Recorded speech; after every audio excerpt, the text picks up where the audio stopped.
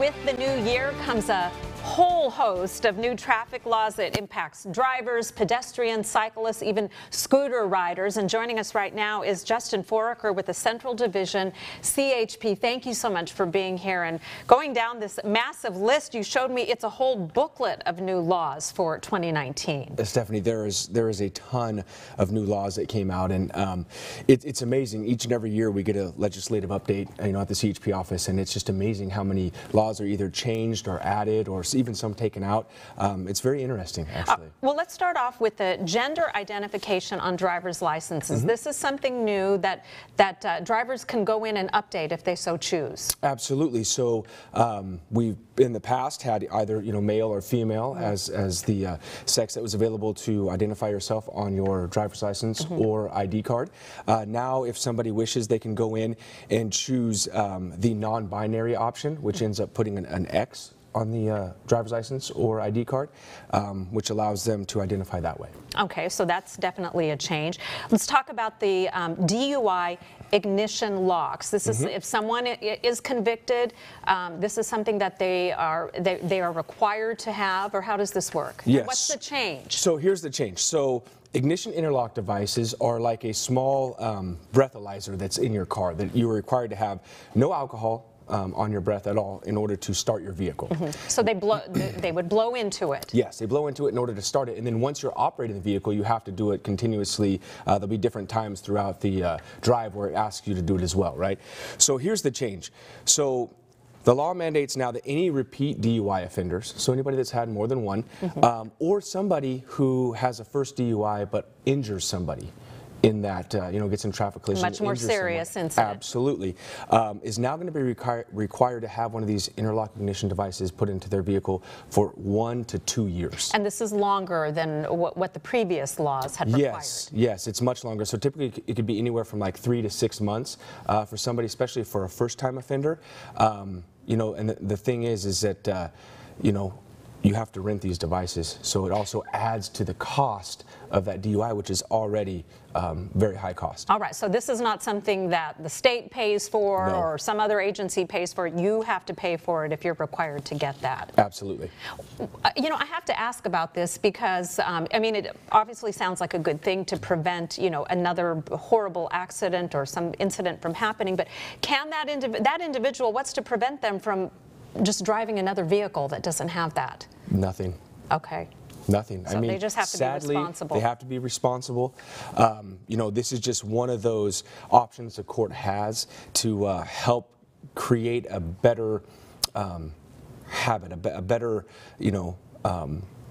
getting into your car and knowing that, hey, I can't have any drinks, I need to drive. And it even does something where, some people go out late at night, Friday, Saturday night, but they got to work in the morning. Right. Well, if you still have alcohol in your system, which can happen, go out in the morning to drive to work. It will also not allow you to drive if there's any. So it's very sensitive to any alcohol that might be in the system. Very sensitive. It's a good thing.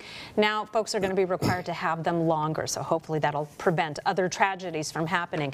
I thought this one was interesting. AB 516, this is about license plates on vehicles that are purchased. Typically you drive off the lot with, the advertisement in the license plate frame, but now there's a temporary license plate that's going to be there. Yes, there is. So now if you buy a new vehicle or a used vehicle that doesn't have California plates on it already, the dealer is going to print out for you a temporary license plate, which is going to be placed on the front and back of that vehicle, which is very different now because, like you said, typically you buy a car, you drive off, and you have those new paper plates. Everyone knows you have a new car, right? Exactly. You got that little sticker up in the front window. So now this is a way for us as law enforcement officers also to know, okay, that's a new car, and you have this many days for that registration to be done. Yeah, and then, you can't just go on and not bother putting the new plates on. Exactly. Some new laws regarding cyclists. Yes. If they're involved in an accident, even if they might want to drive off, they have to stay at the scene now. Right, which I believe is a great addition to the California laws for a few reasons, but primarily, bicyclists now on the road, you know, there's laws that if you're driving a vehicle, you have to, you know, give them 3 feet and pass. Right. And, we're trying to make it very cohesive for them on the road as well, right? So now if a bicyclist and a bicyclist were to get into a traffic collision, right, crash, people fall down, possibility of somebody getting hurt, cutting their arm, whatever, is pretty high, right? I guess there could be a hit and run for cyclists, right? Absolutely, because they just want to go on with their way. Yes. So now they need to stay on scene if they're going to, you know, report a collision and someone's going to go to the hospital or get medical aid. So they have to stay on scene and give all the information and statements and things like that. So. All right. For kids or even adults on scooters, there's some changes regarding helmets. Yes. So right now for motorized scooters, right, which are typically electric, if you are over the age of 18, you now don't have to wear a helmet on there if you don't want to. Okay. Which I feel like you should wear a helmet. I if do you're out too. there, if you're on a bike, you're so exposed and you're going fast. And you're going fast. And I say this all the time. I do presentations at schools for kids and teach them to ride bikes and stuff. And I'm like, you only have one head. You only have one head. But the laws haven't changed for motorcyclists, have they? Nope. Motorcyclists, you still need to wear a helmet. Yep. And anything that pedestrians need to be aware of in terms of new laws? No. As far as I went through this again today, and I didn't see anything that was too just for pedestrians. Okay.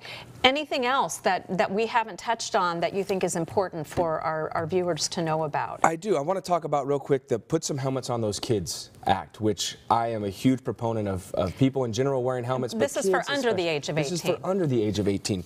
So now there's a law in place that anybody who's under the age of 18 who is either riding a bike, skateboard, skates, anything out there and not wearing a helmet, any law enforcement officer is able to give them a fix-it ticket. Yeah. Right? So give them a fix-it ticket, and that can be signed off, no problem, as long as the minor goes to a bicycle safety course within 120 days and also purchases a helmet that meets the minimum requirements. So it's just a way to kind of help keep those kids safe. All right.